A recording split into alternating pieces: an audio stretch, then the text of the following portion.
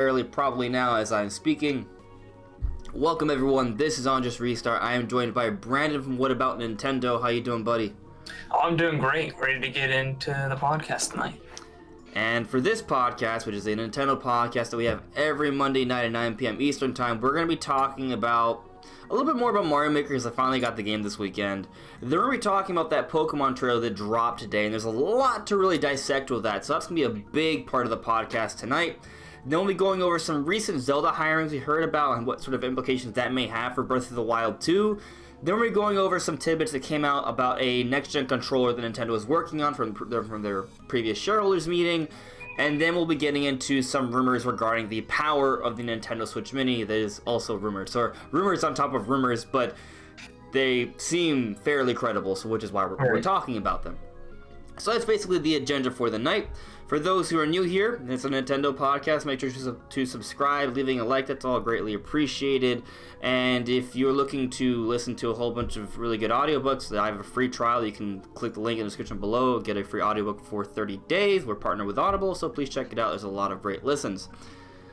But we have a lot to talk about today, and we're trying to do it in a shorter time frame. I have a migraine, and I have a lot of work to do. And I'm going to be doing more work after the podcast, so I'm on a time crunch. But we're probably still going to end up doing this for like 90 minutes to 2 hours. Probably.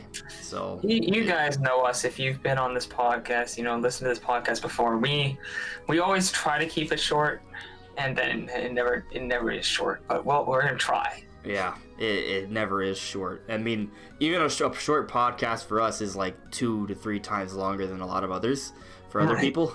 So, yeah, we got a lot to deal with, a lot to talk about. But let's check in with the chat. And as we do with this podcast, we communicate, we interact with the chat throughout the discussion. Usually try to focus in between topics. So right now, before we jump into anything, let's say hello to all the folks in the chat. Shadowwolf, hello. Lazy James, what's up, man? Donia Braggs, hello there. Cosmixer, how you doing? Cosmetic Rubio, you're a stranger. Well, not anymore. How's it going? Signage Joe, what's up? Cosmixer, yes, Etika has passed away. It's very unfortunate. It's an unfortunate situation. Definitely, shows that we should be as aware as we possibly can about mental health. And when someone's crying for help, maybe we should listen to it. I mean, I understand that there's a lot of controversy surrounding it, but I mean, it's just a sad situation, dude. I mean, he was a really cool person, so I'm really sad to see that happen. But yeah, hello there, Sabbath. Yeah, migraines are the worst, and I have one, so I'm gonna die. No, I'm fine. We're good.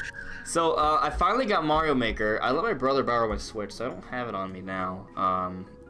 But I'm really enjoying the game. I made my first level, and I took it seriously, and I'll probably share it with you guys later. I was debating if I should either like just tweet it out as an image, or if I should share it on the channel, like make a little like overview video of it. If you guys have any ideas, let me know in the chat.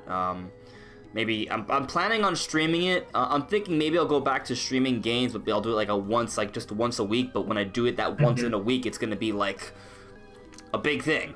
Right, sure. So, which might be more manageable to me. So maybe Sundays, which would be a while from now, be until the beginning of next week. But I'm really loving Mario Maker. So like with this level, I took advantage of the goals, and this is just my first level. So when you guys do play it, don't judge me too hard, or maybe you'll judge me a lot because I made it too hard for you guys because I thought it was pretty hard. It took me a while to beat it, but I think it's fun.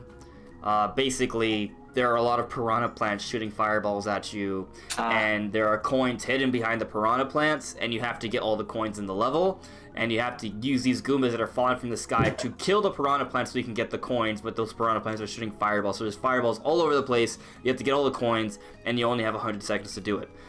Oh, wow. Yeah, so I think it's somewhat challenging. I know there's some people out there who are just so good at Mario Maker that they'll just be like, yeah, this is cake. But I think a lot of people will find it challenging. So I'm just trying to figure out how I should share it out to people. I'm not sure yet how I should go about it. What do you think, Brandon? I'm asking for your advice. What do I think? I mean, if you're gonna do a stream next Sunday, maybe that's the best time to do it. You could also, of course, tweet it out, see how many, come checking in on it when you do the stream, see how many people have played it. That might be fun. I don't know. I haven't really made that many levels myself. Man, I've been busy.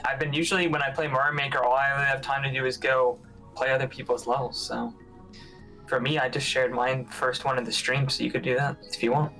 Maybe. I might be doing that. I definitely want to do some Mario Maker content, so there's some things in the works for sure.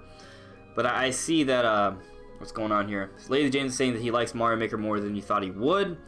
I'm feeling the same about it right now. Actually, Savage64 brought up an interesting point that's completely separate from what we're talking about, but let's get into it.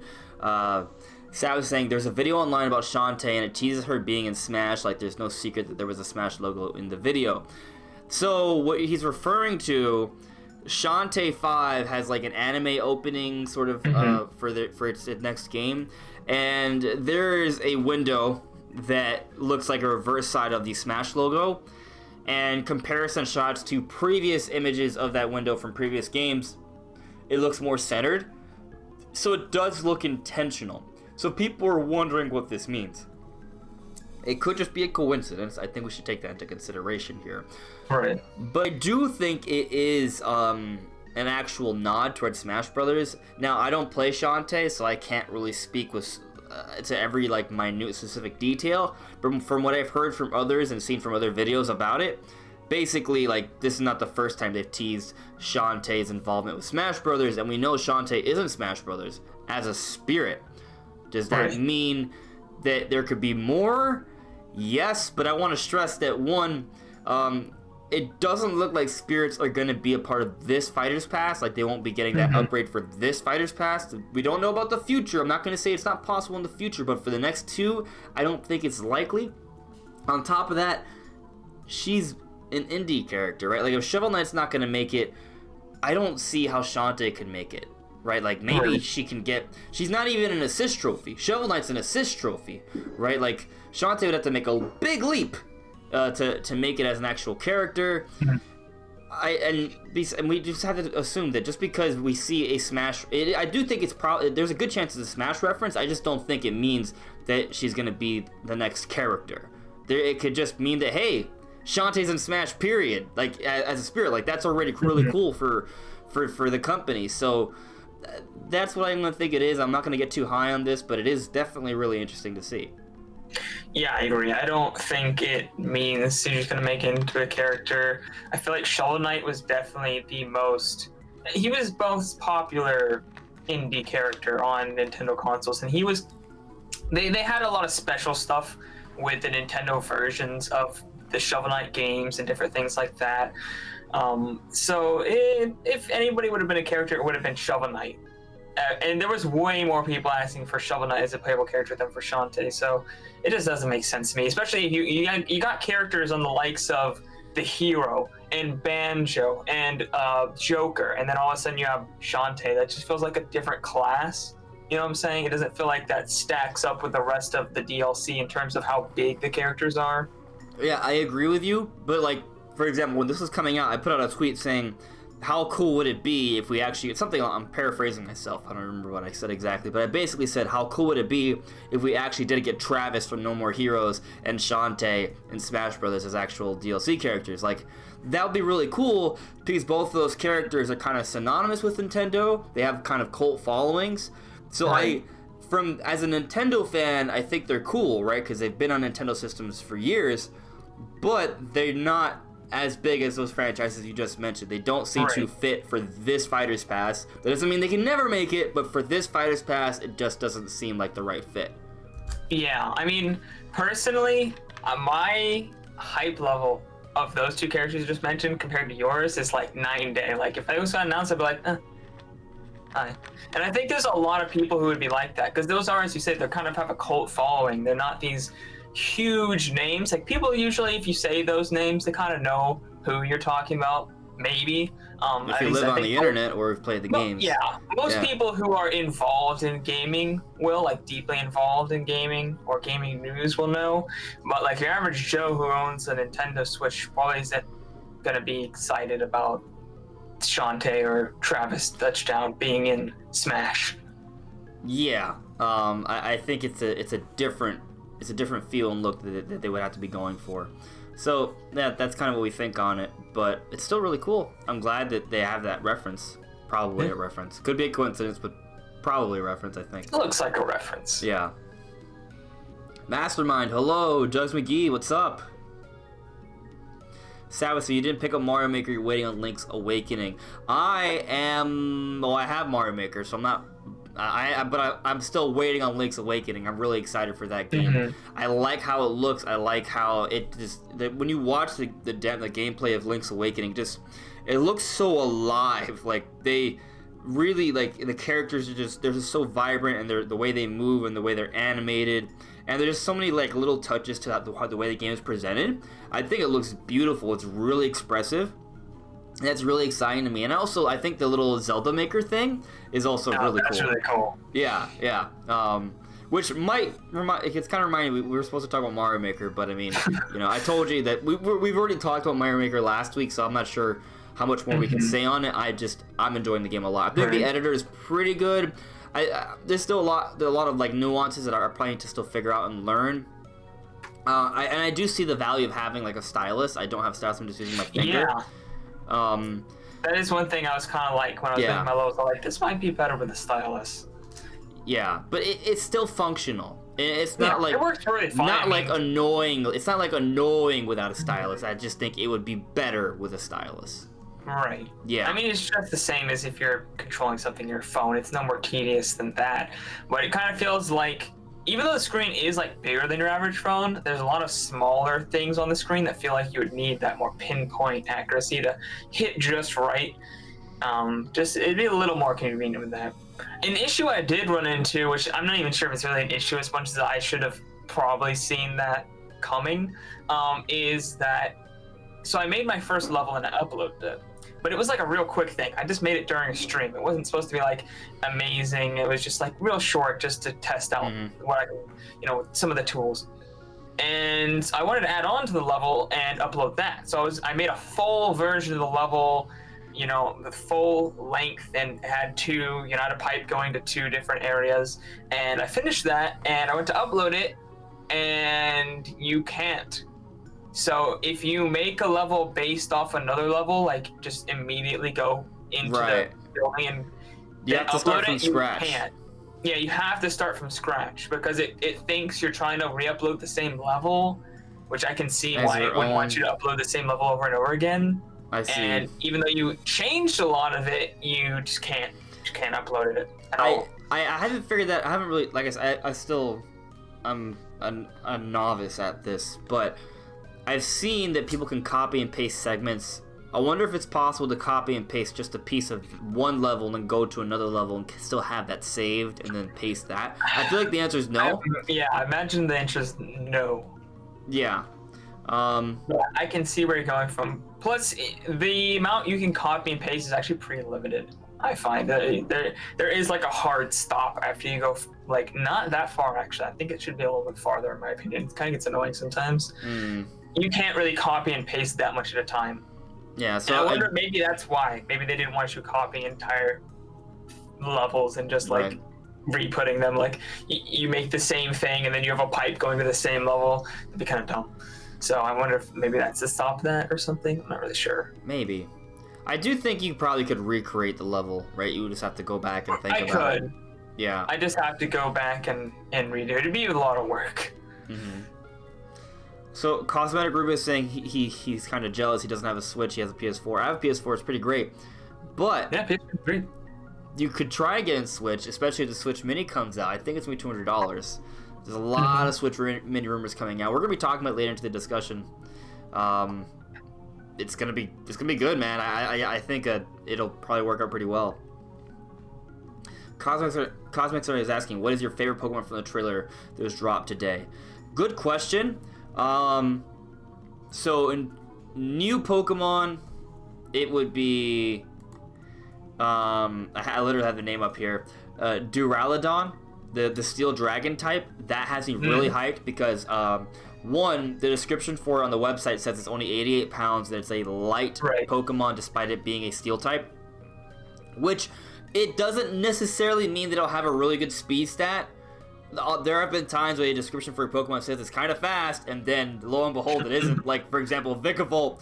Vikavolt is described as kind of a fast bug. Its base stat is 55, which is like low tier.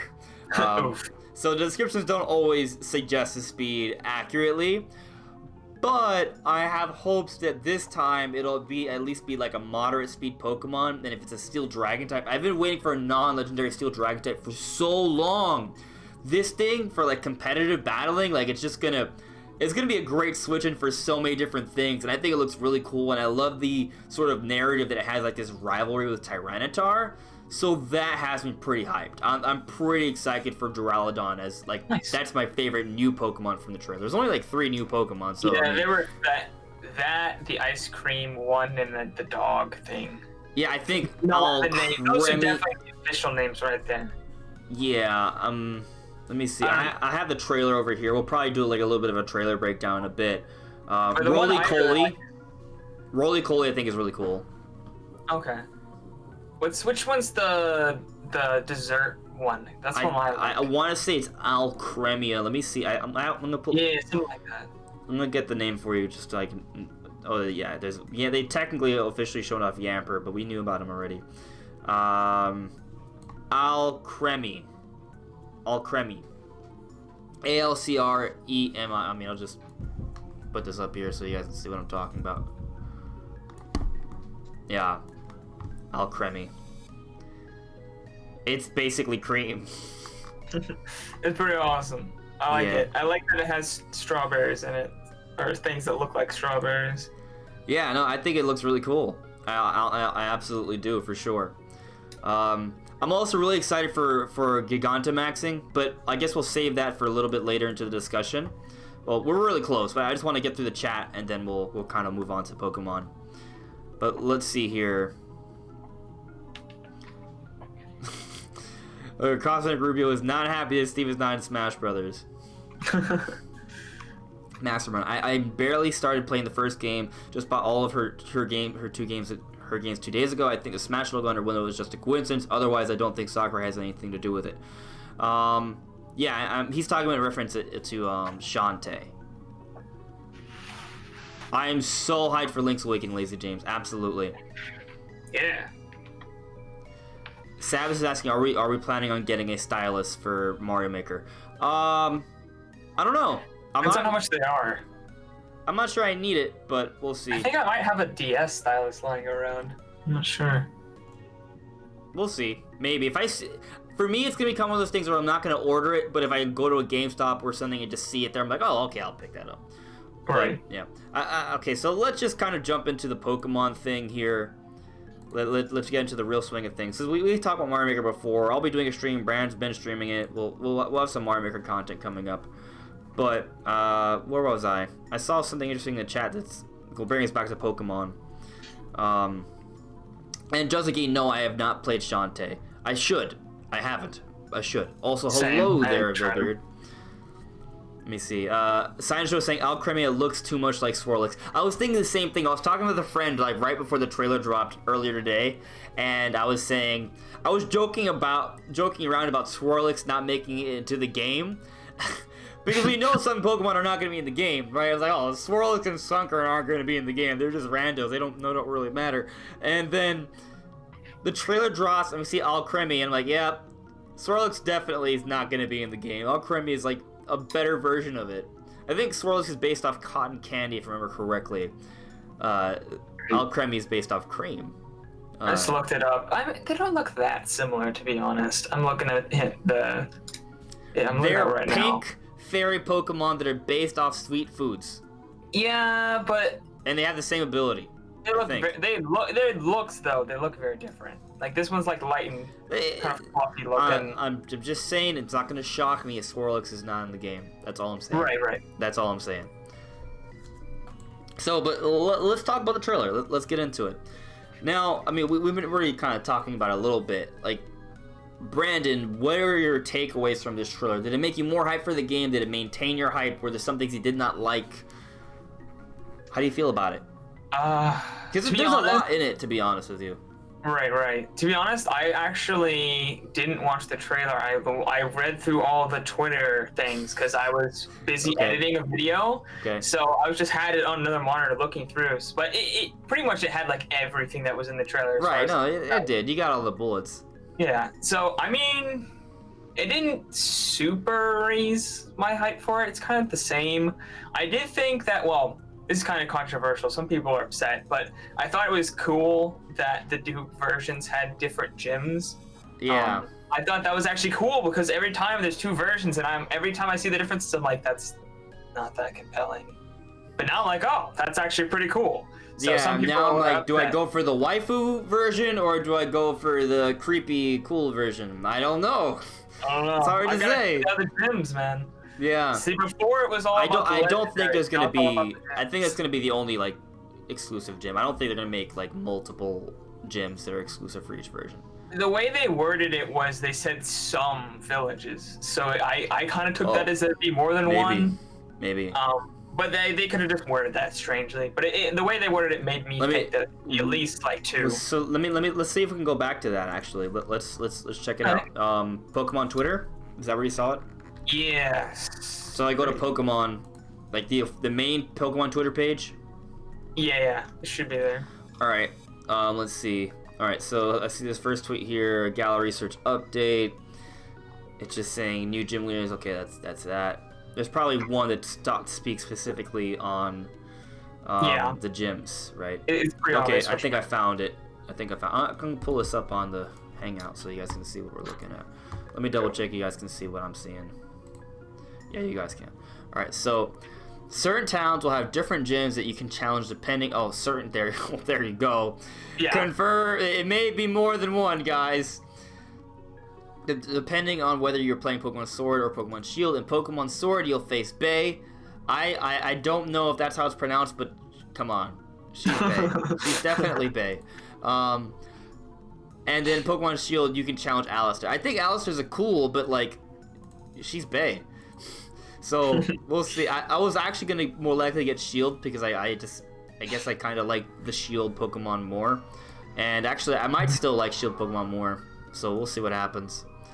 But I think that they're both cool-looking gym leaders. It is interesting, though, that they are actually having exclusive gym leaders. When I saw that, I was like, yeah, this is not going to go over well. A lot of people are going to be pissed about it. Mm-hmm. I'm kind of pissed about it, actually. Like, because now I feel like I have to buy both versions, almost. Right. And I probably won't. I don't know. I mean, it's a lot of money. It's two games. Two $60 games, I'm pretty sure. So I'm not sure how I feel about that. Now, here's the thing. To me, it's okay if they have exclusive gyms like that, but the other gym leaders that aren't in that each respective game, I hope they're still in the game to some capacity. Like, so for example, let's say I get Shield and I fight Alistair, the Ghost Gym, but hopefully at some point I can still run into Bay and fight her. Right, like I don't need to have the same gym experience, but I just want her to be in the game because it would be weird to me if she just doesn't exist at all in Galar in one game. That will be part of like the post game or something. I could see, yeah, something like that. Like they already programmed them. The data's already there. Just more content. So I think it'll be, yeah. I think post game we could maybe meet some of these gym leaders that are exclusive for the gym challenge at least. I think that's what'll happen. I feel like similar things have happened in previous Pokemon games. I don't remember. I know in Generation 5. You fought a different gym leader. It was the same place, same gym, but it was a different person with a different team. I forget the names of them. I think it was a dragon gym. There was a girl with purple hair and then some old dude. That's how I vaguely remember those guys. I'm sorry. But it was Generation 5. I'm pretty sure if you guys know what I'm talking about, you'll know what I'm talking about. So there's some precedent with this. And it's not a big deal from what we saw with the trailer. It is like, it's the same place. I don't know if that means the gym structure, because we saw with the water gym, there's actually like a puzzle to it. I'm assuming each gym's gonna have like a puzzle to it. Maybe, maybe not. So I wonder if the puzzle will be basically the same, or if it'll be different. So it'll actually just be like basically kind of like a mini dungeon and an actual different fight at the end too. So it'll basically just kind of like imagine if Nintendo launched 2 Zelda games and they instead of having a forest and fire gym, they had a forest or fire dungeon, but of course the dungeons in Zelda The Dungeons and Zelda are way bigger, right? A Dungeon and Zelda is a much bigger deal And they than don't usually do 2 Zelda games. They always do 2 Pokemon games. Right. So it's not the same. I don't think it's that big of a deal, but it is something I think it's cool I'm for people somewhat who concerned about. want to buy both. I mean, they always have 2 versions, but it's always like you never really have to buy both. But now they have like this dual pack that they're advertising. You actually get to encounter like certain raid Pokemon earlier as well if you buy the dual pack. I saw that on Twitter. See, I haven't even read about this yet. Yeah, that's on their Twitter if you scroll back through. Oh man. I don't remember which ones they are though. So I have this they're article not up here. exclusive. They're just you get to do them earlier than you would normally. Alright, I'm gonna read out this tweet right here. Actually, wait. Where's the Twitter thing that I had up? Where is that? Because it's probably on Pokemon's Twitter page, right? They probably have something about the bundle. I'm looking for it. I had an article up, but I kind of just want to read out the tweet. Maybe it's not on Maybe Twitter. it's not. Yeah. No. Maybe it's on Nintendo's Twitter. One of their Twitters had it. Maybe. Yeah, I don't see it here. But I have this article up here, so I'm just gonna check it out. It is Nintendo's Twitter, actually. It's Nintendo's Twitter. Cool. Yeah. So it says, purchase Pokemon Sword and Shield double pack and receive special items known as Dynamax Crystals. Use these items to face Dynamax Larvitar and Dynamax Jangmo-O in special max raid battles. These Pokemon normally can't be encountered until later in the game. Okay. Alright, so... And for a limited time, purchase the downloadable version of Pokemon Sword and Shield and receive a special code for 12 Quick Balls. That just means that's not a big deal. No, I'd rather get the retail version. But what price is it at? I guess it'd be 120. Dude, can we check? Is it on sale on Pokemon.com? Probably. Or Nintendo.com? I want to know how much it costs. Like, if it's like $100 or $110, I'm like, okay, maybe I will actually get both. I doubt it's gonna be less, to be honest. But it'd be better cool. I mean, you're probably right, but I don't care. You do get the dual game package, which is pretty cool looking. I mean, there is a whole Nintendo game voucher thing, so like if you want that discount that I'm talking about, that's one way to do it, but that's if you get it digitally. I don't want to get it digitally. I want to get it like I want it physically. Like, okay, so it is $120 confirmed. Oh well. Anyway. That's not surprising in my opinion though. No, that makes sense. And I think that they have a different box for that, correct? So it is it's not the same as just buying both games separately. They don't just hand you 2 cases like, here you go. Yeah. So I mean, besides the whole gym leader thing, what else did you notice about the trailer? Well, I mean, of course there was a couple new Pokemon which were pretty cool. I love Gigantamaxing. That's it looks awesome. I thought that what was Alcremia? That's the one they showed, right? They showed 3. They showed Alcremia. They showed Alcremie. There's no Alcremie. I've been saying Alcremia too, but it's Alcremie, Dreadnought, and Corviknight. Those 3. I didn't see those ones. They didn't have those on Twitter. I'm gonna have to watch the trailer after. Oh my god! There's 2 trailers. 2 trailers. There's the Japanese one shows a little bit. Yeah, it's a little different. Dude, they look amazing. I'm gonna put on the podcast here so we can kind of like look a little bit. I'm not gonna actually play the footage. I'm just gonna kind of like go through the frames. But like, I'll just skip over to the. Not a big fan of Yamper, to be honest. Yeah, Yamper's just one of those cute mons that I don't care about. So like, the thing about Gigantamaxing is that they still can Dynamax, and then there's some who can. Just look at this thing! Look at these things! Really cool. They look amazing! And the Japanese trailer shows different angles, actually. Let me see if I can pull up the Japanese trailer real quick. Give me a second. Come on, Adobe. Stop being lame. Stop being lame. I said stop it. I told you no. Liars. Alright. No. Did I ever... Maybe I never uploaded the Japanese trailer. Oh, there it is. I'm sorry, my Adobe Premiere is lagging right now, guys. It'll be up shortly, though. Alright. Alright, looks like you guys can see it now. So...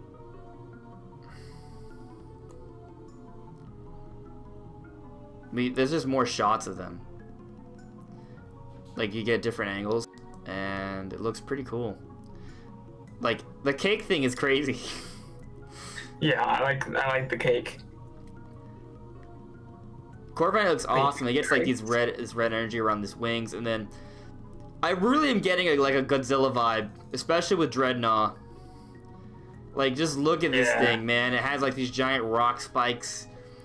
It looks pretty cool. So I mean, it's kind of like Mega Evolution. They even get like a special move that's called like a G-Max move. It's pretty sick. It's pretty awesome. And I'm actually liking some of the abilities they're having. Like with Dreadnought, his G-Max move is like something like Stone Splurge or something like that, or something along those lines. And like it's a powerful water attack, but it actually leaves Stealth Rock. Like, it didn't call it Stealth Rock, but it spreads Rock, which is Stealth Rock. Stealth Rock is like the best hazard in Pokemon, which deals a lot of damage whenever you switch in Pokemon. So that can have a lot of competitive use. And then Corviknight has an ability where it gets rid of hazards and screens and terrain. That's also really interesting to me. It's like it's a super powerful move that has a really cool effect. So I'm kind of liking what they're doing with these Pokemon. It looks like they're actually going to have like some competitive use. Like they're keeping that in mind as well. I'm excited about it. I think it looks really good. Yeah, I'm mostly just excited about the new designs because I'm not too, I don't know too much about competitive, but I thought the design changes were really cool. I thought the Alcremie definitely had the most different design, but the other ones they were more subtle, but they were like really cool looking. It's interesting that you say that because I had the opposite impression when I first saw the trailer because I thought it was just Alcremie on top of a cake, and then with Dreadnought, like it gets bigger and hulkier and it gets these spikes, and then with Corviknight it gets like these red particles flying around it, and its wings have like these red energy things on it as well. So I thought they looked more different on the surface, but actually Alcremie, like it changes to it gets like a big ribbon and it is on a giant cake. So, it is definitely different. I think it looks really cool actually. So, I think now they finally have revealed Gigantamaxing. I think a lot more people are like, "Oh, okay, maybe this Dynamaxing thing's not so bad." Right? Because it does seem like it is combined like Mega Evolution and Z-moves. Now, my concern, they have said that this is replacing Megas and Z-moves, so I don't know if that 100% means they won't be in the post game. I feel like the answer is probably yes. Which bothers me because I know some Pokemon, like Charizard, suck without a Mega Evolution. So that might be a little disappointing to me, but I'm going to wait and see how it turns out. Maybe there's some way to make it good. Maybe it doesn't matter. Maybe it just will be bad and it'll still be in the game. We'll see. Maybe it'll just have a really good Dynamax and Gigantamax. Right. I guess that's possible, but the thing is, I don't know if... I'm going to assume Gigantamaxing only lasts for 3 turns, but maybe it lasts for more turns as well. Because it does seem like a better, more powerful version than Dynamaxing. I don't know if that includes lasting for more turns. I haven't read about that part yet. So, it's hard to say. But, it's interesting because I don't know how many of these Pokemon are going to have this Gigantamaxed form. Like, there's a lot. That's something else to take into consideration, right? Like, we go back to the controversy of what Masuda said, like, oh, we're going to be adding more animations of things of that nature. Like, there's also the Dynamax Pokemon, and now there's going to be the Gigantamax Pokemon. So they are creating a lot of new models. Right. So yeah, they have to create new models and animations for those models as well. Yeah, which, so... before they announced that, it was more vague on exactly, people were like, oh, it's the battle animations, they're almost the same, but now we know there's more models and they all need their own animations, so it makes a little bit more sense. Yeah, I know that there was, by the way, there was a rumor for Gigantamaxing. I want to I made a video on it at some point. I'm trying to look because I need to, like, I'm looking because I put the source for the actual whatchamacallit, the actual link to the original leak. I want to pull it up. I should have pulled it up beforehand. I'm sorry, but when I pull up this link, I want to read through it to see what else we may be learning about this. When did we learn about the leak? It was a few days. Well, that's when it came out. When we heard about it, it was a little bit after E3. A little bit after E3, right? Mm-hmm. Okay, so it came out not before. Like, all right. I know I made some video on it. I'm just trying to figure out what it was. Let's see here. Maybe I didn't. I did do a what will you learn about Pokemon Sword and Shield around E3. Was that it?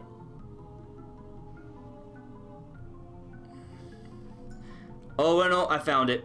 Alright, I made a video talking about open world leaks. Alright, so... Is this it? I feel like it... I don't know anymore. I'm not sure if it is. You remember what leak I'm talking about, though, right? Like, it called all the gym leaders. It said there would be Gigantamaxing. I think it even said there would be a wild area. I want to check if this was it. Yeah, this is it. Alright, I'm going to pull this up for you guys. Hopefully you guys can read it. Yeah, it looks like you guys can read it. It might be a little blurry because Google Hangouts, but... Your rival name is Hop, that's true. Team Yell is the gang in this game. We don't know about that yet. But it did seem like the two people who seem to be running the whole Pokemon League are a little sketchy. To be part of it, you have to get an endorsement. So the endorsement thing is interesting because we saw that the champion actually has a lot of endorsements on his cape. Like, they are like trying to make it seem like more like a real life sport. So that's interesting. We still haven't seen Eternatus, but we do know about the Wolf Legendary, right? So that's still true. Dynamaxing and Gigantamaxing, a new dynamic will super Pokemon. Gigantamaxing is different. It's a different form of Dynamaxing that changes the Pokemon's look. How it looks like. Meowth apparently will get one. Lapras will get one apparently. Pikachu will get one, but it's gonna look like a retro fat Pikachu. Okay. We know Sonia was here. Some Pokemon like Farfetch will get regional evolutions like Surfetch. Meowth looks like a ball of spiky gray fur. So apparently there will be more regional mons with this. We haven't seen that yet. Okay, right. There's some Chickbone Pokemon there. The Forest Gym is a Fairy type gym. We don't know about that, but it did say Milu and Nisa are gym leaders. Before finding the gym leaders, you have to complete the gym challenges. Okay. With Nisa has running through a maze where you... Okay, that part is true. We know that. Alright, what does this say here? While there's a transit system, you'll have to go through a wild area at times. An open world biome. Okay, that was true. Camping is how you play with Pokemon now. You'll get 2 toys, a feather toy. Okay, that's probably just like... There's like a... Usually in every Pokemon game, there's like a way to like pet and treat with your Pokemon. I'm guessing that's what that is. Pokemon will not walk beside you in the overworld map. Scorbunny will have fighting moves. Okay, so... I'm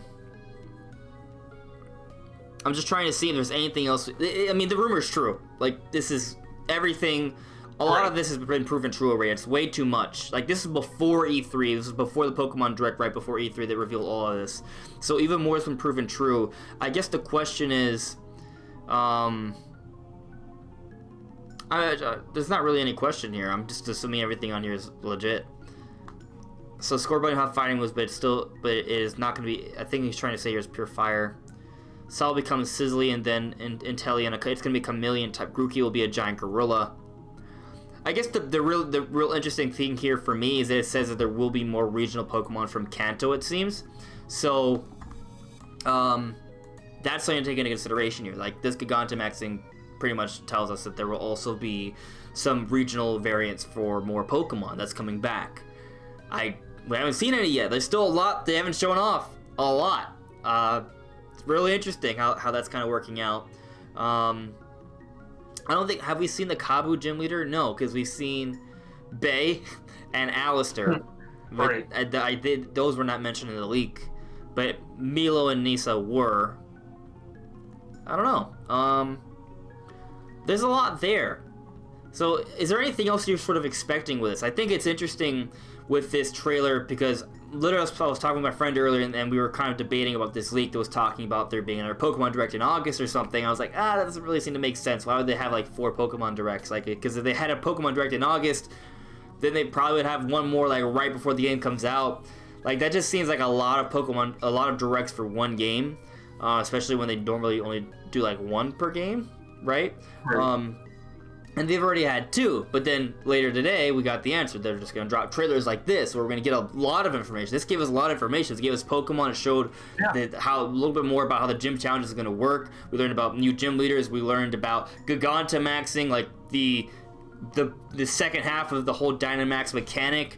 So that's a lot, and I expect trailers along those lines to be coming out every few weeks or every month or so leading up to release. Maybe there'll be one more Pokemon Direct, but they might not even need to do that. Like, we already have the pre-order stuff set up. You know, they may just have a couple more trailers come out before the game releases. Yeah, I don't know why I feel like they're gonna have a Direct in like October or November. That's just like a weird gut feeling I have for some reason. And I was right about the last Direct, so it could happen. I'm not saying I know everything about Pokemon all of a sudden just because I got one thing right, but I got it right, so there you go.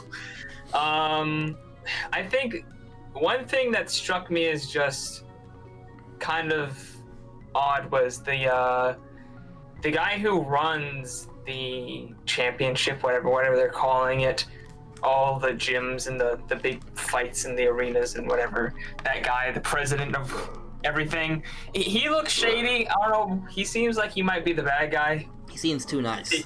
He seems like the secret bad guy of the game. He seems really nice. Really nice. He's a really nice guy. Nice. I don't know. We'll see.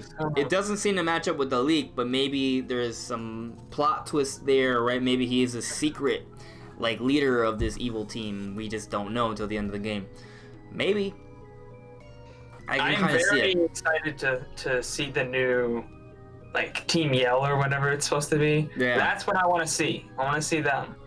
Yeah, because I really liked, what was it, Team Skull in Pokemon Sun and Moon. It was one of the best parts about Sun and Moon, Team Skull.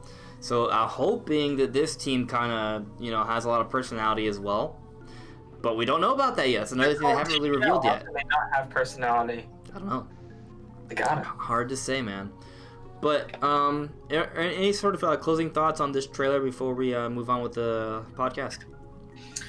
Oh, well, I definitely wasn't expecting it, so it was a nice surprise, and I'm gonna have to go back and really watch those trailers and examine, see everything I missed. But what I saw was promising. I thought it would look good. Yeah, for me, as a longtime Pokemon fan, I'm like reading the descriptions of different Pokemon, seeing some of the mechanics. Like, I'm excited about this. I think it looks really good. The game's looking better and better the more and more I see of it, so I'm excited about it. The one thing that I was like, I'm not sure about was the whole gym leader thing. Like, I like the designs for them, but having separate ones, it kind of compels me to maybe want to get both versions. But besides that, like, I'm loving the designs for the Pokemon. I think everything's really strong so far. But let's move on with the topics here. We'll address the chat real quick before we do. But yeah, we should be getting into that Zelda thing really soon. Yeah, the Gigamax Dreadnought, you're saying it looks like Gamera. Is Gamera, like, from Power Rangers or something? I thought Gamera was in Gen 4. Gamera? I don't think so. Hold on, I looked it up. Gamera is a fictional monster originating from a series of Japanese films with the same name. That's what came up on Google. He looks like a turtle. Okay. Well, maybe Gamera is like a Godzilla thing. Yeah, he does look a lot like Godzilla. He does look like Dreadnought. I got those vibes when I saw that, for sure. Yeah, Cosmix, or Roichu does get pushed aside quite a bit. So Sav is saying which versions asking which versions are we getting? I don't know. I was before I saw the trailer, it was Shield, but now I don't know because you got Bay with Sword. But I feel like Shield has. I kind of like the Pokemon choices a little bit more in Shield. I'd probably end up going with that one. I may go both. We'll see. I'm gonna go Sword because I told my friend I was gonna get Sword and they were gonna get Shield so we could trade Pokemon. So I'm getting Sword. All right. So let's talk a little bit about those Zelda hirings. Now, I don't think this is anything too major, but some people seem to think it is. So we're gonna talk about it. Let me see here. There's an article. I'm pulling it up. Nintendo continues recruiting for Zelda Breath of the Wild 2. Alright, so basically...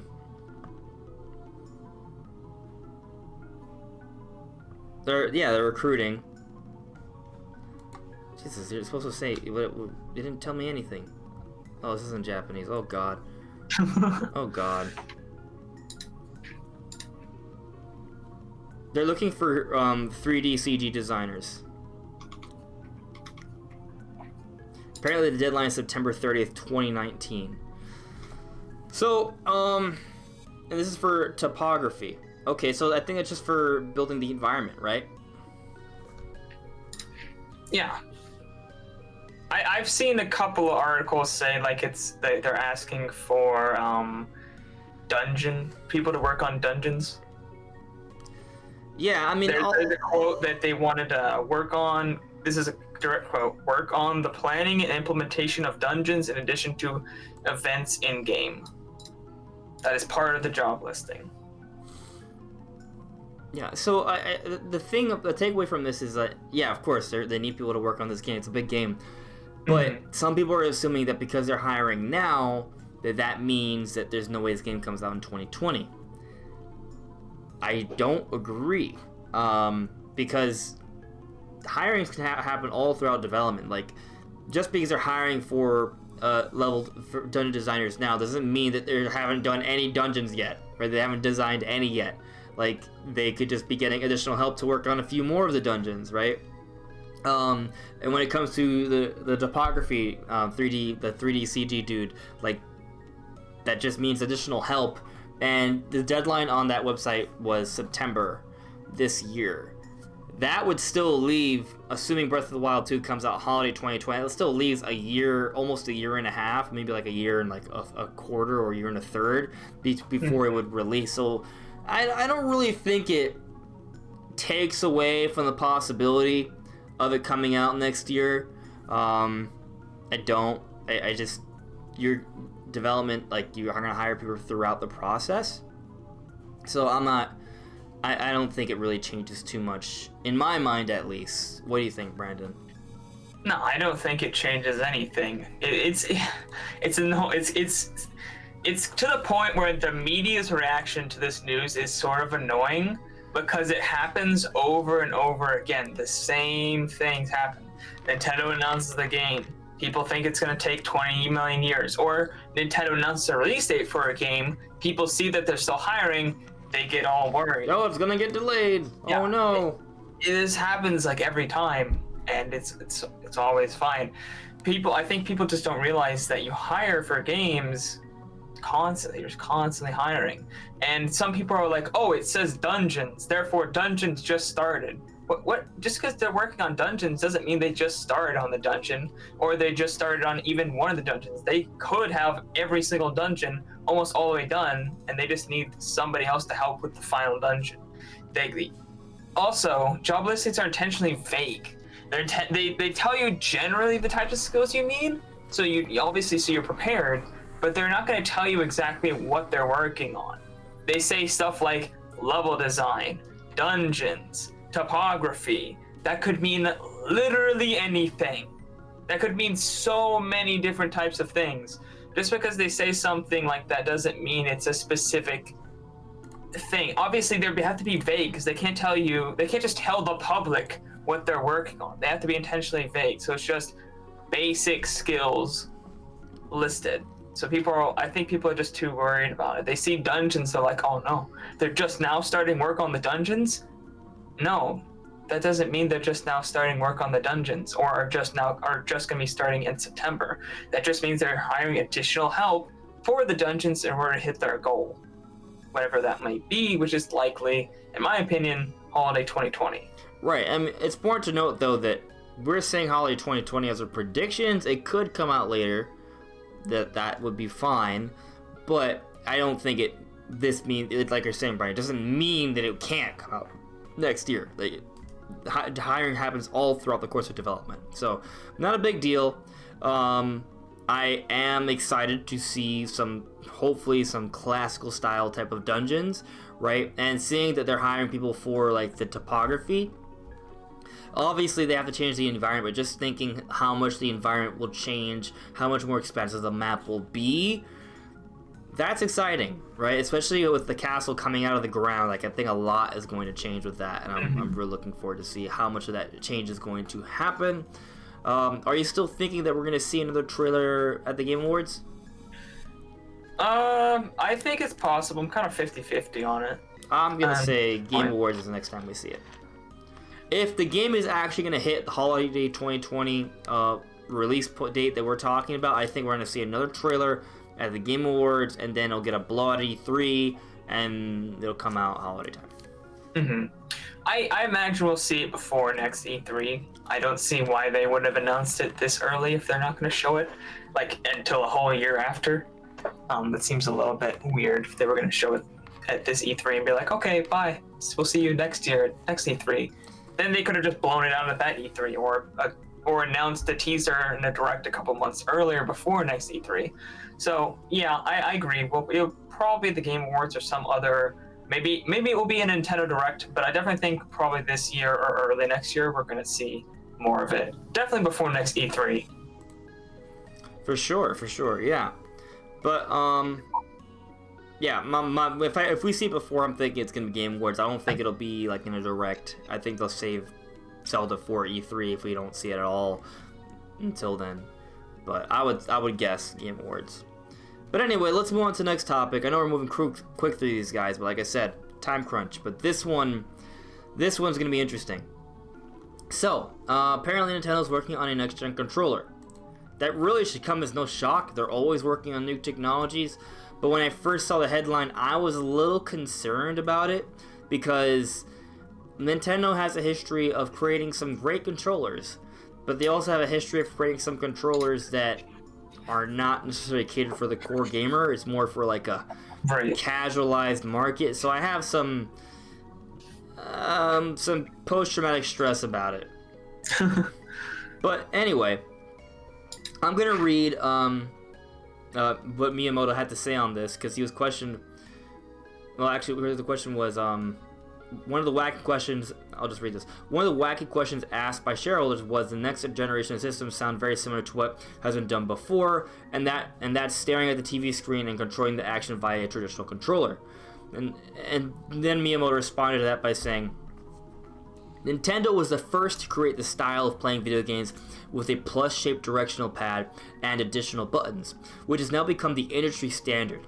It was also Nintendo that changed the original plus-shaped directional pad, which operated digitally in 8 directions, into the first analog input device that moves freely in all directions for the N64.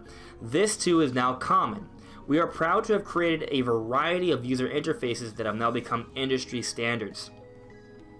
And as of now, in terms of accuracy and reliability, I believe this style is the clear winner. And that line right there makes me really happy. So he's not saying, oh, the Wii U gamepad was the best thing, or like he's like, the traditional controller, he admits, is the clear winner. But then he goes on to say, at the same time, I also believe that we should quickly graduate from the current controller, and we are attempting all kinds of things. Our objective is to achieve an interface that surpasses the current controller, where what the player does is directly reflected on the screen, and the user can clearly feel the result. This has not been achieved yet. We have tried all kinds of motion controllers, but none seem to work for all people. As a company that knows the most about controllers, we have been striving to create a controller that can be used with ease, and that will become the standard for the next generation. So, here's the thing. Like I said earlier, he mentioned himself motion controllers and how it didn't really work for people. I'm scared that Nintendo's gonna be like, we're just trying to come up with something that's just more interesting, that makes you more immersed into the game, right? And it ends up being like some sort of whip that you just lash on your back. Now you can feel the pain as you're playing, like just something really weird. And I just, that's like the concern. But he noted the motion control things. He noted that the clear winner right now is the traditional controller, the way it is, the way the Pro controller is, the way PS4 controller is, the DualShock. That's still the best controller at this point, and they're trying to find a way to make it better. Now, one interesting line that he brought up that kind of had me interested was where is it? This part, our objective is to achieve an interface that surpasses the current controller, where what the player does is directly reflected on the screen, and the user can clearly feel the result. So look at what the Switch has, right? We have HD Rumble. That, I think, is kind of part of that direction we're trying to go into, where we can be more immersed into the environment. So maybe the next controller has some more HD rumble, maybe some better types of haptic feedback. Maybe you can feel hot and cold with the controller. Those are kind of like some things I can kind of imagine where the controller could be better. I don't know what else they will do. I hope it's... You remember before the Switch was revealed that there was those rumors of that like touchscreen controller, and I was terrified that that could be it. Like that would have been really bad. That would have been terrible. Yeah. I think there are some cool ways that they can do it, obviously with Rumble and things. He kind of suggests that he wants to make motion controls work better, like tighter, better working motion controls that work for everybody, that feel better. I'm not worried about this because of the way he says it. Like, he talks about things that are industry standards. He's not saying like we're gonna create something that's wacky and fun and crazy and ridiculous. He's like, no, we're creating things that are standards, like D-pads and more buttons and analog sticks, like things that were great for, that added new control without being like ridiculous, you know. He didn't mention things like the Wii U gamepad and well, he said motion controls, right? But he said that didn't work. Yeah. Right. But, I mean, look at the Joy-Cons. The Joy-Cons technically are everything in one, right? Right. So, they may be trying to find a way to make better Joy-Cons. As Lazy Jim said right in the chat, he said they need more durable Joy-Cons. That's the next level. Or, as I was saying, Nintendo Elite Controller. Hopefully not Nintendo Connect. I'd hate that. Right. I don't think they're ever going to have another controller like the gamepad or something to where it's, we only have this weird, wacky controller, and you're just stuck with it now. Like, on the Switch, they have their Pro controller. There are some games you have to use the Joy-Cons, but even those aren't too crazy controllers. Like, almost every single game will work perfectly fine with your Pro controller. Almost every single game. There are a few games that don't, but almost all of their major AAA games work without having to use Joy-Cons at any capacity.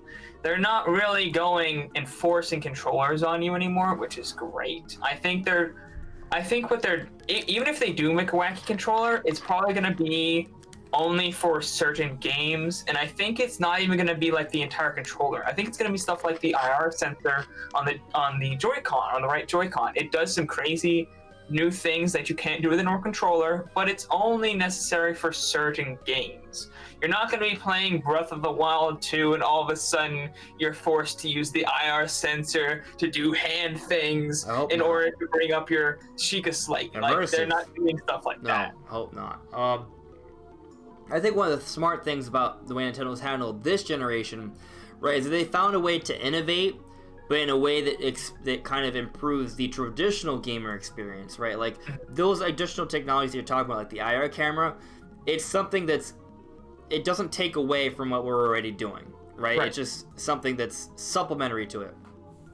I'm fine with that, right? Like, so as long as whatever they do is just obviously better, right? Like, for example, HD Rumble is obviously better. Is it a big deal? No. But there's nothing about it that someone's gonna be like, oh my god, I really wish they just stuck with normal Rumble. Like, HD Rumble is so much worse. Like, that's not true. Like, that's just wrong. Like, maybe there's someone out there who hates HD Rumble, but false. Right. It's just kind of like saying, oh, standard definition is better than high definition. That no.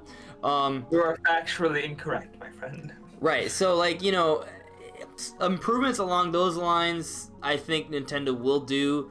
It's going to be interesting to see if they can come up with a way where what Miyamoto's expressing actually comes to fruition, right? Whatever that may be. I definitely see improved Joy-Cons in the future. That may even come sooner than next generation. Right. So we may see it with the Switch Pro. There is one thing that I think fits very well with his original his quote, and that is the idea vitality sensor. No, not the vitality sensor. That is the idea of force feedback joysticks, and what that is the best way to explain this is the way they use it in other current controllers, like the Forza. If you buy Forza and you get like the Forza wheel, and it has force feedback. So essentially, when you're turning the wheel has a sort of gear system inside it that it can push back against you.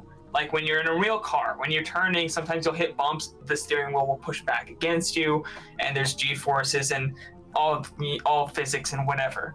And so it has force feedback, where the controller actually fights against your inputs. Obviously, this can be turned off if you don't want it, but it's a thing that I think a lot of racing fans, a lot of racing sim fans are like, they really enjoy, because it makes it feel so much more realistic. And they had a patent for force feedback joysticks, where the joystick itself would push back against you. Obviously, I think if this was implemented, it would have to be something you can turn off if you don't like it. But I think that would actually be something that, if they used it, could be pretty cool. On that note, I'm kind of piggybacking on that idea. What if they brought back analog triggers, and the analog triggers also had force feedback? Yes, that'd be cool. I mean, because you use them for racing games. You also use them for shooting games. Like, imagine pulling on the trigger and you feel the vibration as if you're shooting a gun. Like, that's cool. And if you're like out of ammo, it just like doesn't click in right or something. Like something to feel different thing. And it actually tells you different things. Like, yeah, imagine a game telling you through the feedback on the trigger whether you have ammo or not. Like, that's really interesting, right? Then all of a sudden you don't really need a HUD, because you know, like, oh, I need to reload. Like, that's a cool little thing that maybe they could do. I'd like that. Right. I think there's cool things like that, and it fits with his quote of feeling what you're doing in the game. Yeah. Maybe even a better form of HD rumble, where you can feel like not just more finite like rumbles, but like, you know, like imagine like you feel like the outline of something on your hand, right? Whatever that may be. Right. If they had something subtle enough to where it doesn't feel like it's constant, like, but like you can feel it. I think that'd be really cool. But another patent they had, I was about to reach for my Switch, but I forgot it's in my living room. But they had a patent for, I think it's called Haptic Feedback touchscreen. So they have that on iPhones. If you have one of those, they probably have it on some Samsung phones. If you press hard enough on your screen, it will push back against your finger. Yeah. Or it vibrates in a way that makes it feel like something's tapping you. It makes you feel like you're pressing a button. Right. Like, I mean, with my phone right here, right? Like, you know, I have this button. Like, it's not actually a button, right? It is just a, it's force. It does. I'm not. I feel like I'm pressing a button, but I'm not. It's just the feedback. Yeah, and Nintendo had a patent for having that on the Switch, so maybe they'll have that on like the Switch 2 or Switch Pro and Mini. As long as it doesn't take the spot of buttons, that would be bad, I think. Right. Yeah, I don't think that would be the case. I think it'd be more like if I'm playing Mario Maker and I click one of the buttons, I can feel it. Like if it's on the screen. Yeah. Right. That would be cool. That would be something nice to have, for sure. So, I mean, those are just some possible ideas we can maybe see. But let's move on to this final topic here, and then we'll, if there's any questions, we'll take them, and then we'll call it a night. So, let me pull up the article. All right, so basically, there's this Forbes article talking about the Switch Mini and Pro. It doesn't say too much on the Switch Pro, but this is what it says about the new Nintendo Switch. I'll read it out. The new Mini Nintendo Switch will take advantage of the brand. I need you to pay attention because you're my tech guy. Laser focused. The new Mini Nintendo Switch will take advantage of 2 generations of die shrinks to its NVIDIA Tegra processor to deliver 1080p mobile gaming to a broader audience. By joining the Joy-Cons to the main body of the Switch, Nintendo will squeeze out the expensive and sophisticated wireless Joy-Cons and create a mobile-first Switch platform. I gotta breathe. The die shrink of the NVIDIA Tegra processor will provide better battery life and a meaningful upgrade to a 1080p display and graphics in mobile mode. The new mini Switch and an upgraded standard Switch are poised to address a broader market and capitalize on their growing software and user base. But there is another opportunity for Switch which has just not yet come to light. And it goes into the possibilities of Google Stadia. And Nintendo having a partnership with Google Stadia, which would be interesting. Like, I do think like the Switch Pro needs to have an Ethernet cable in the dock so they can be better suited for, you know, cloud gaming. But that's not really about the Switch Mini. This person is speaking matter-of-factly from this Forbes article about these die shrinks, about a 1080p display, about it being more powerful than the regular Switch. This is not to confuse it with the Switch Pro. He's very clear. He was talking about the Switch Mini being more powerful than the regular Switch with a 1080p display and the die shrinks. What do you think? I'm processing what they're saying here. What I have to say first off is it's not impossible. They do have the tech for this. Obviously, what they're talking about would be a non-existing chip, but a custom chip. There are existing chips that fit this bill. However, they're very AI-centric and expensive because they use AI technology. So it's definitely not those.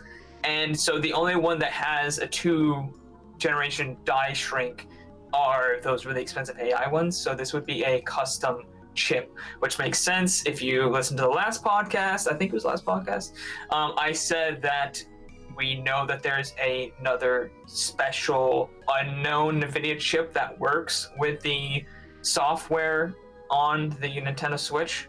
It works with that. So right, we've seen that from data mines from updates, right?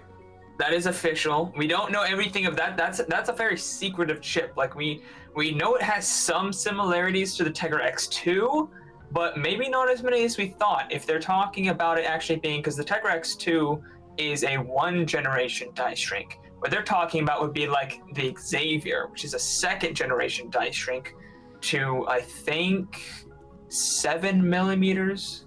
Don't quote me on the millimeters, not that anybody So here what does the die shrink, what does that even mean? Like, put it in layman's terms.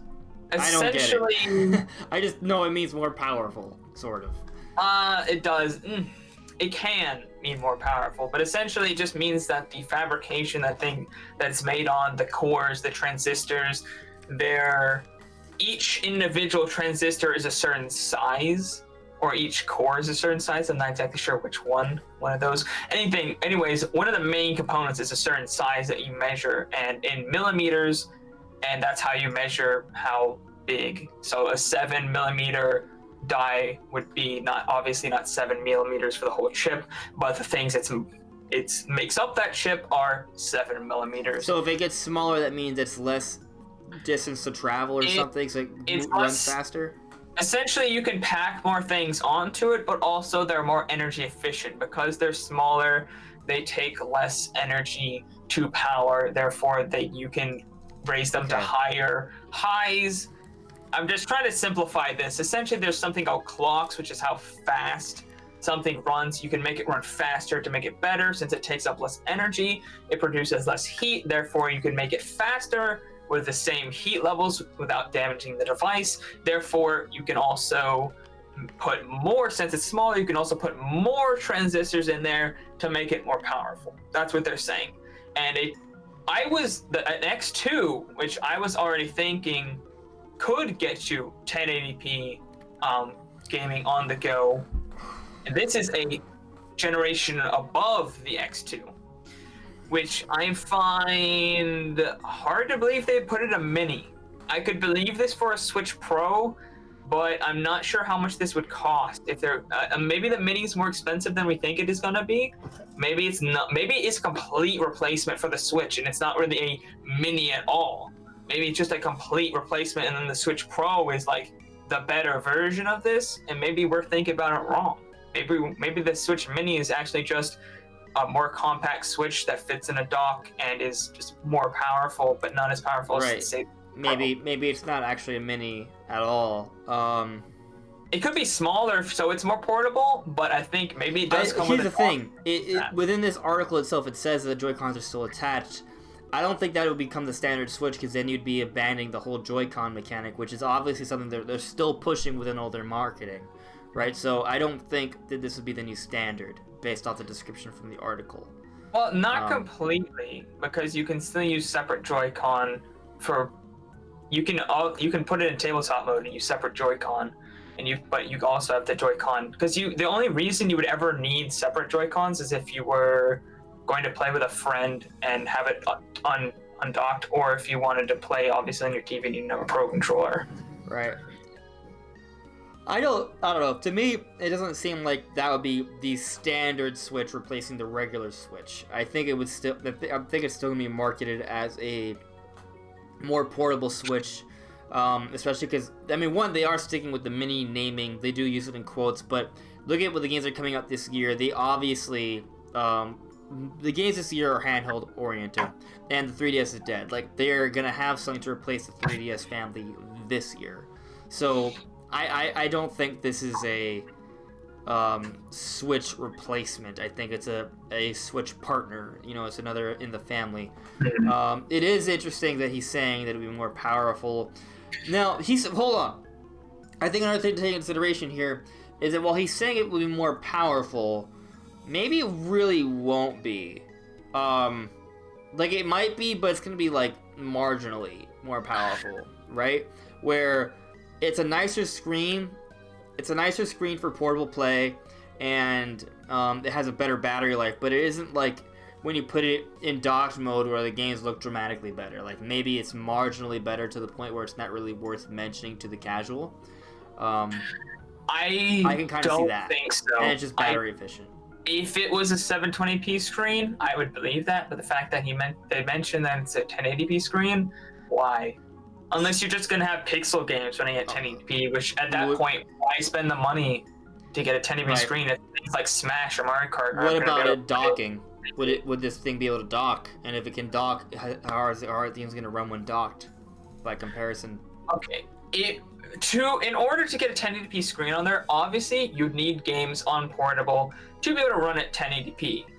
Right now, the Switch is maxing out 720p, and not that many games are getting there. The key games that I think are there, obviously Smash, Mario Kart, and Zelda's very close, so they could get that to like 900p, which would, you'd need a 1080p screen to display 900p. Those games, in order to get them high enough to make the 1080p screen worth it, has to be 2 times as powerful. It's very simple. If you have 2 times the resolution, 720p to 1080p is exactly about 2 times, well, not exactly, but it's about 200 times the resolution. To do the exact same game with the exact same graphics settings at twice the resolution takes essentially almost exactly twice the power. So you're going to have something that's twice as powerful. They're not talking something that's like marginally better. What would is knowing that it's 2 die shrinks suggestive at all of how much of a jump that is? No, it's not.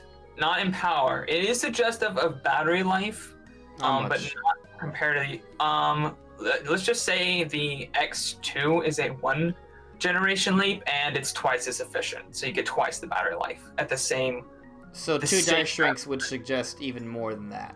3 to 4 times as battery efficient, yeah. Okay. So I could literally. Maybe it will be about 2 times as powerful. With a die, this is all theoretical. Obviously, it's not going to be exactly 4 times more energy efficient. It could be like 3 times or 3.5 times more energy efficient. But essentially, in theory, something with 2 generation die shrink could run games twice as well at half the battery as the current Switch.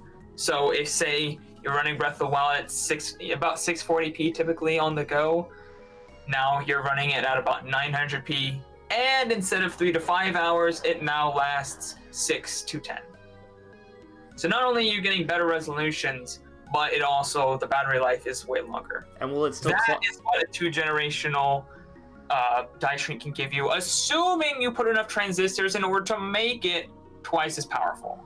And when it's docked, will it run games even better? Will it clock up? Yes. Will it? Okay. Well, that translates straight to docked power as well. Okay. That's interesting. Which I don't see. Why would you do that with a minis? I don't know. I can see a one generational and give you the option maybe between battery life and graphics. So like if you're playing Wolfenstein, I could see them changing it on a game-to-game basis. This is how, if I was going to do a mini, this is how I would do it. I would give you an X2. In games like Wolfenstein where they run really low resolution, I'd sacrifice battery life for resolution. You'd get a better looking game, but it'd run the same amount of battery life or maybe a little bit better than the current Switch. But something like Smash already runs at 720p, you give them 2 times the battery life. That's what I would do if I was Nintendo. That's what makes sense to me. But this is not what this is suggesting. This doesn't make any sense to me. Like, it's possible, theoretically. Maybe this is bull garbage. Maybe it's not, maybe this article is not really true. The other thing is, maybe this guy doesn't have his facts straight. At this point, if you're making a mini that powerful, I'm what does that say about the Switch Pro when it comes out? Yeah, I'm so curious about what their plans are for the Pro, if this is their actual plans. That 4K upscaler might not be so crazy after all. Not at all. So I'm just like, oh. Yeah. With this, I could see, like, a mini doing 4K wouldn't even be that crazy with this kind of spec. Like, I'm curious if maybe they got confused if this was actually the Switch Pro and they thought it was the Switch Mini. Like, that's how good they're saying the system you listen to what I said from the article. They said Switch Mini multiple times. Like, I think it was very clear that based off what was written in this article, they believe the Switch Mini will have the chipset that is, progressed 2 dies that will have a 1080p display and will, have the attached Joy-Cons. Like, all of that is very clear in the article. That's what they think. Does that mean they're right? I don't know. But that's what they think. The writer of this article, that's what they think. I could so believe that Nintendo's using the same chip for the Pro and the Mini. That isn't what the article's saying, but I could believe that they're using the same chip for both the Pro and the Mini. However, the Mini is focused on using that chip for much better battery life and a little bit better performance, and the Pro is focused on all-out performance and maybe a little bit better battery life.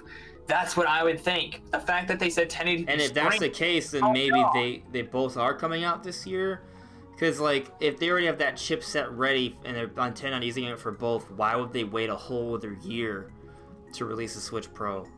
Because it makes sense that we use it for both, because that's kind of how... Well, I'm just saying, like, if you're going to wait a whole other year, you might as well put newer tech into it, right? Yeah, you could. I don't think they are. I think it's releasing this year. The same as the Mini. Okay.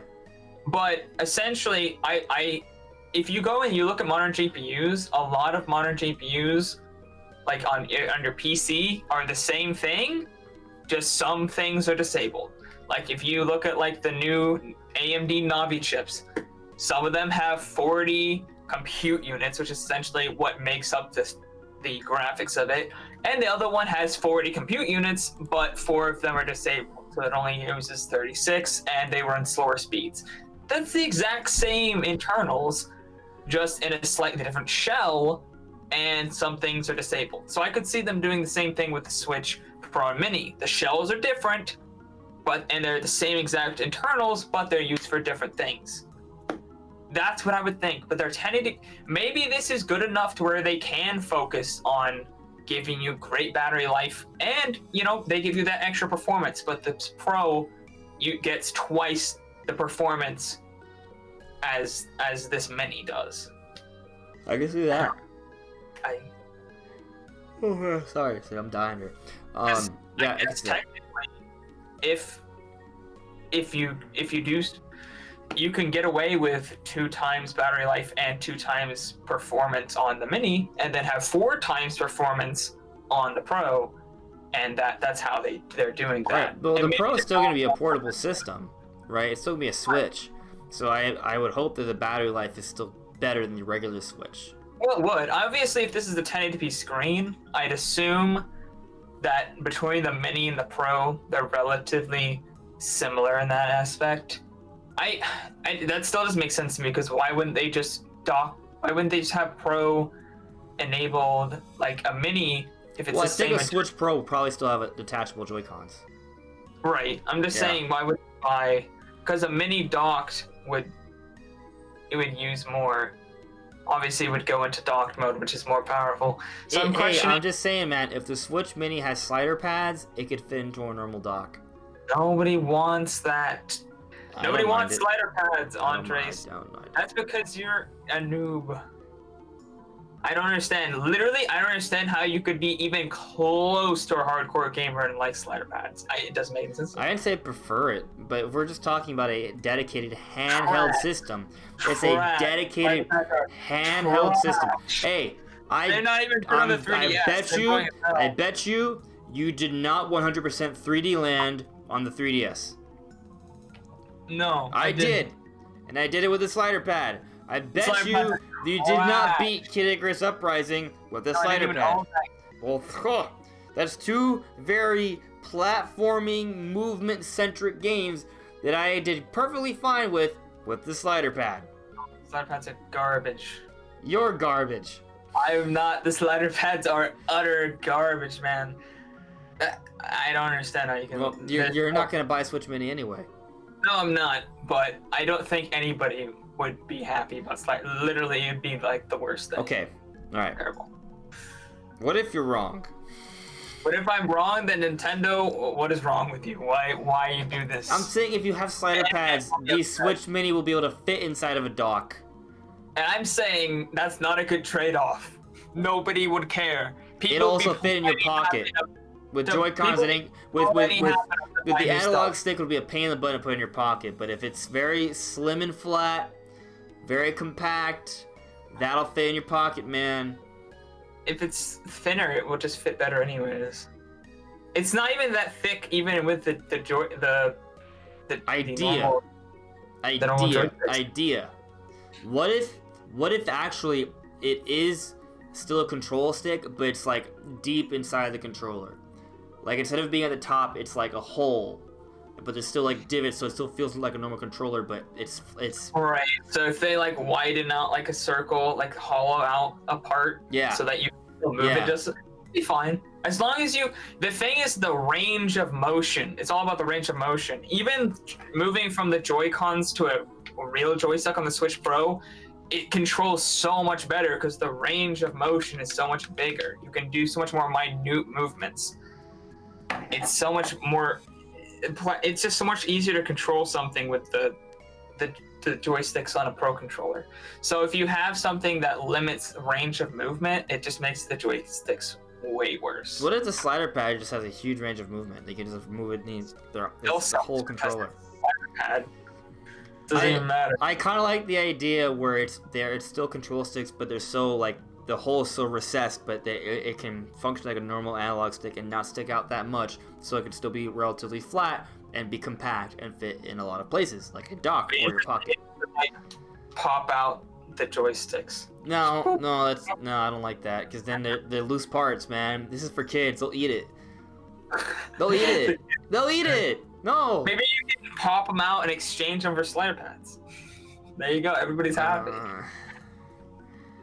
We'll see what Nintendo does. Whatever they'll do, it'll be fine, probably. You just take the part, then you can just take them off, give them slider pads, and then here, kid, and then you just keep the joysticks for yourself.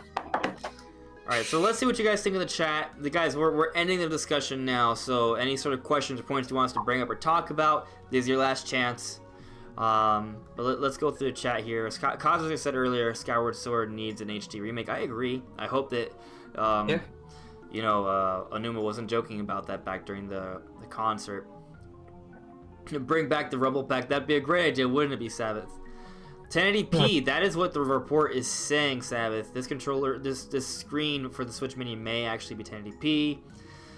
I don't think it'll come with a stylus, but hey, well, actually, it might come with a stylus, actually, especially if it's meant to replace the 3DS. And I guess that brings me to your next question. Sabbath asked, I have a question for you guys. Do you guys think Nintendo will ever release a successor to the 3DS in the future? Yes. It's going to be called the Switch Lite. That's what we're talking about. It's called the Switch, but even more so, the Switch Lite Mini. Whatever, Switch Compact, Switch Marginalized. If you mean small. I think he means a 2-screen. I don't think so. I think that's going to be, like, if you ever want to have dual-screen gaming, I think it's going to go back to play the DS or the 3DS. Like, the 3DS and DS are going to be interesting because there'll be the systems that have been unique and have worked really well. So if you want to go back to dual-screen gaming, you're just going to have to play those old systems and the games on that. Because that's the best dual-screen gaming there is. The what? The Wii U. No. Except Nintendo Land, that was actually genuinely good use of dual screen. Nintendo Land was. Star Fox was not. No. That's terrible. Cosmic is asking, here's a question. If the Switch Mini is exclusively handheld and not compatible with the TV, if the Joy-Cons can't be removed. He's asking if it would be. So if the Joy-Cons can't be removed, would it have to be exclusively handheld? Well, that's why I keep talking. Yeah, thank you. Well, that's why I keep talking about it kind of needing slider pads, because if you make the Switch smaller, it won't fit in the dock because of the control sticks. So I think it's still good. I think ultimately there may be a need for a new type of dock for the Switch Mini. That may be the case. It may not be compatible with the current dock. I'm hopeful that it still will be. But regardless, I do not see a world where a Switch Mini will not be able to plug up to a television. I think it will. It just may require an additional purchase of a dock. That's what I'm thinking. I think there are ways other than slider pads to make it work with the current Switch dock if you have one, but I'm not so sure that this is completely going to be marketed towards people who already own Switches. Like, this is going to be a cheaper, well, this is what we think, where it's going to be a cheaper unit. Apparently, according to this article, it's going to be more powerful, so who knows what's going to happen. But it's going to be a cheaper, more, value-centric kind of thing. I don't think it's going to be for people who want a second Switch. That's going to be for, like, the Pro. The Pro is going to be for people who want another better Switch, who already have a Switch. Like, people who want to switch money from, what you would think, that would be for people who don't have a Switch, but they want something cheaper. It's not necessarily going to be for people who already have a Switch. That's just what I would think. I wouldn't think this would be mostly marketed towards people who don't have a Switch, rather than having two Switches. So I don't think it would necessarily, Nintendo would be like, well, we need to make sure it works with the current dock for people who have the current dock, because I don't think it's going to be marketed toward people who already own a dock, if you know what I'm saying. Alright, so what if I told you at a source who told me that the next Switch is actually going to be called Switch Chain. Switch Chain. And basically, it's going to be very portable. So portable that the Switch Chain will basically be a part of a keychain. It can fit on your keychain with your keys. There you go. And you click it and it gets big. Nah, it just stretches out like a screen, and you can play it with haptic feedback touchscreen. You get like one of those football pumps, and you switch, and then you play. Yes. So it's a little switch. Yeah, Switch Chain. It's coming out yesterday. It's not real. Not happening. Source is fake. He lied. Pretty sure everybody in the comments was. Oh man, that sounds perfect. Let's get the Switch Chain. No. Podcast Dojo, hello. Mastermind is back. Yeah, we're just ending things now. Savis is saying it's 2019, no need for slider pads. Cosmic is saying #slider pads squad. Yeah, the fight for the slider pads. They suck though. They're no good. Yes, Flip is saying, can we get Street Pass back in the Mini? That actually might be a nice little feature. Could happen. I don't know. I think the one drawback with that is that I don't think there'll be any exclusive games across any of the Switch variants. So if the Street Pass is a feature on the Switch Mini, not any others, would that entail that Switch Mini has some games that use Street Pass, while when you have the game on your normal Switch, you can't. I'm not sure, but it might at least be nice to have like Street Pass features within the OS of the Switch Mini, maybe. Or maybe the normal Switch can have Street Pass. It can. It has the technologies. Right. Maybe it could just, all Switches have Street Pass, and they just have an update when Switch Mini comes out. Honestly, I think the reason they don't use Street Pass is because it has to have the system's Bluetooth on at all times, which takes, and the Switch's battery is already pretty bad, and I think that's why they don't have it, because it's just another thing running down the battery. Right, so maybe you can have it on as a feature with your basic Switch, but it won't. It'll be like, hey, you can turn this on, but just keep in mind your battery won't last very long. Maybe. We failed you. Yeah, it really did. It really did, Sabbath.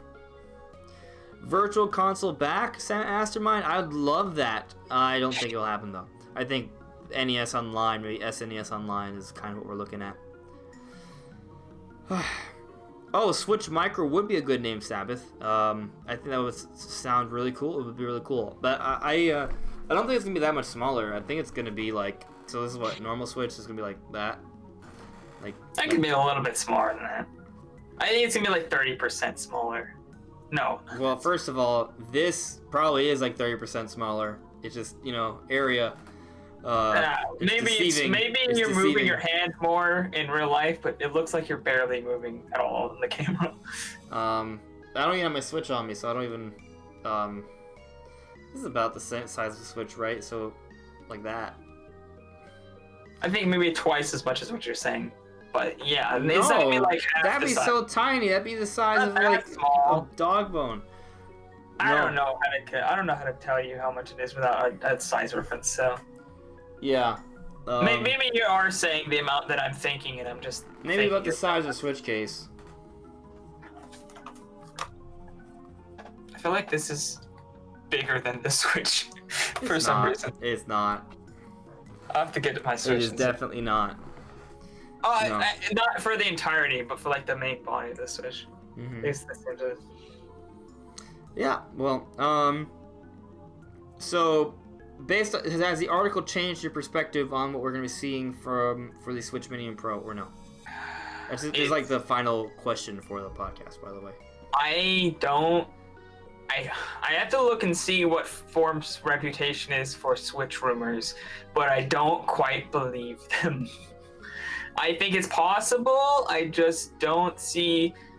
Like, I could see it if this wasn't a Switch Mini, if this was just a Switch revision, and this was all we were getting, other than, obviously, the built-in Joy-Cons, I could see that. But in a world where you also have a Switch Pro, which is likely going to be, like, twice as much, like, unless technology is advanced, money has gone down... I know technology is obviously there to do this. I'm not sure what the pricing on that technology is. I remember when the Switch came out, there was a lot of talk that Nintendo could have gotten in like the X2 or something like the X2 by the time the Switch had come out already.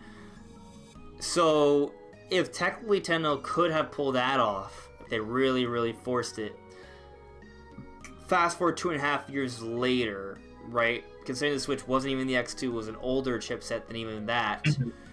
It might not be that crazy. They could be like 3 or 4 years in terms of technology ahead by this point, considering how behind the Switch is when it came out. Maybe that kind of jump isn't really that dramatic. Well, I know that obviously. Well, it will be a dramatic jump. I just mean like unreasonable. The technology is there. I'm not sure about the pricing. I hope it's $200 because otherwise it wouldn't make sense. With this, I could definitely see $250 being sense. Because, I mean, I would pay $250 for a more portable Switch that's also more powerful than what I have. Right, but then it's like only $50 cheaper than a normal Switch. It just kind of seems... Yeah, but it's like better than the normal Switch, essentially. I don't know. It just seems weird to me. This is a weird marketing. I don't think that if they have this, they're not going to market it as a mini. It's going to be a complete... Light. It's gonna be like a soft replacement for the normal one, and then you're gonna have the Switch Pro. It's not gonna be marketed as a replacement, but it's essentially gonna be a soft replacement for your normal Switch, and then the Switch Pro. The only way I can see it is if both are coming out around the same time. The Switch Pro and the Switch Mini? Yeah. I think the Switch Mini will come out. Because the Switch Mini won't replace the normal Switch. Like, you lose the Joy-Con features. You lose that, and I don't imagine the Switch Mini will come with a dock either. Right? So I don't see it as a replacement unless it has all those features. I do.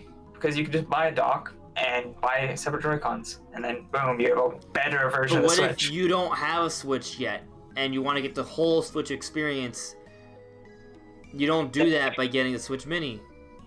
The Switch Mini needs to handle experience. I'm not saying it's going to be marketed as a replacement. I'm going to say it's essentially going to be a soft replacement, meaning if you wanted to, this is going to be way better than normal Switch.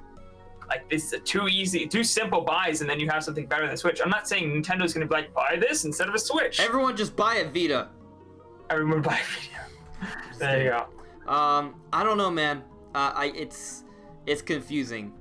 It's confusing. We will have to wait and see, but I have a feeling we will get some legitimate information on this really soon. Yeah. And don't ask me what really soon means. I don't know. I made a video. It could be a month from now. It could mean this week. I don't know. Yeah. But you can listen to my opinions on it. I'm definitely. The link to his channel is in the description below, guys. What about Nintendo? Make sure to check them out if you haven't done so already, or if you have, do it again. Dude, subscribe again. Right. Watch all my videos again. And while we're on the subject of watching videos, I just put up a simple discussion video on the Switch Mini and Pro rumors yesterday. I kind of go into more detail on everything in 16 minutes. So there's that. And then I also made a video going over the different points in history that suggest which Ganondorf is actually in Breath of the Wild 2. That's also on the channel. So check those out if you haven't seen it yet. And yeah, that's pretty much it for now. I guess we're good. Yeah. All right.